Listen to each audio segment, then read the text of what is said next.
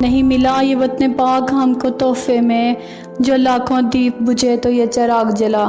السلام علیکم viewers, welcome to the learning hub. جیسا کہ آپ اور ہم سب جانتے ہیں کہ یہ وطن ہمیں مفت میں نہیں ملا، اس کے لیے ہمارے اسلاف نے بہت ساری قربانیاں دی ہیں۔ اس نے ذبح ہوئی ماں، بہنوں، بیٹیوں کی عصمتوں اور لاشوں کی قیمت پر ہمیں یہ آزادی ملی۔ بچوں کے سینوں میں نیزے پار ہوئے، لاکھوں بچوں نے یتیمی اور ممتا سے محرومی کا تاج سر پہ سجایا۔ کئی شاہ فقیر ہوئے، کئی جاگیردار گدا گر ہوئے، کئی گھر والے اس دن بے گھر ہوئے۔ سسکیوں، چیخوں، آہوں کی قیمت پر ہمیں یہ آزادی ملی۔ اس دن ایک نسل گدھوں کی خوراک بنی، ایک نسل کنووں اور درختوں پہ لٹکی، ایک نسل چلتی ریل گاڑیوں سے پھینکی گئی، ایک نسل کی عزتیں تار تار ہوئیں، ایک نسل گوشت کے ٹکڑوں میں بدلی، ایک نسل نیزوں پہ لٹکی۔ لاکھوں شہیدوں کے خون سے جب وہ ناپاک رستے پاک ہوئے تو ہمیں یہ آزادی ملی۔ ذرا سوچئے کہ جو کچھ ہمارے اسلاف نے ہمارے لیے کیا، اس آزادی کے حصول کے لیے کیا، کیا آج ہم ان قربانیوں کا پاس رکھ رہے ہیں؟ جس دن کے حصول کے لیے ہمارے اسلاف نے اپنی جانیں قربان کی، آج اس دن کو ہماری نوجوان نسل سڑکوں پر ون ویلنگ کرتے ہوئے، موٹر سائیکلز میں سے سائلنسر نکال کے، چیختے چنگاڑتی آوازوں میں باجے بجا کر اور ناچ گانا گا کر منا رہی ہے۔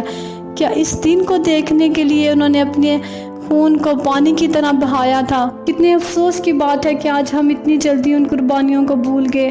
اگر وہ یہ قربانیاں نہ دیتے تو ہم آج بھی غلامی کی زنجیروں میں جکڑے ہوئے ہوتے۔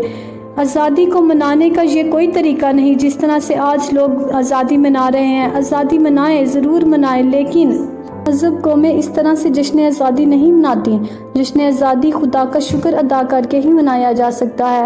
ہمیں چاہیے کہ یوم آزادی کی صبح نوافل ادا کریں اور اس کے بعد تحریک پاکستان کے کارکنان کو ایصال ثواب کا اہتمام کریں۔ اپنے گھروں پر سبز پرچم لہرائیں، لیکن شام سے پہلے جھنڈیاں وغیرہ جو پرچم آپ نے لگائے ہیں ان کو اتار لیں اور آئندہ کے لیے سنبھال رکھیں تاکہ ان کی بے حرمتی نہ ہو۔ اس دن کی مناسبت سے ادبی نشستوں کا اہتمام کیا جانا چاہیے، مشاعرے ہوں، مقالے ہوں، مباحثے اور مذاکرے ہوں، بچوں کو ملی نغمے سکھائے جائیں اور انہیں حصول پاکستان کے لیے ہونے والی جدوجہد کی لازوال داستان سنائی جائے تاکہ ان میں جذبہ حب الوطنی بیدار ہو۔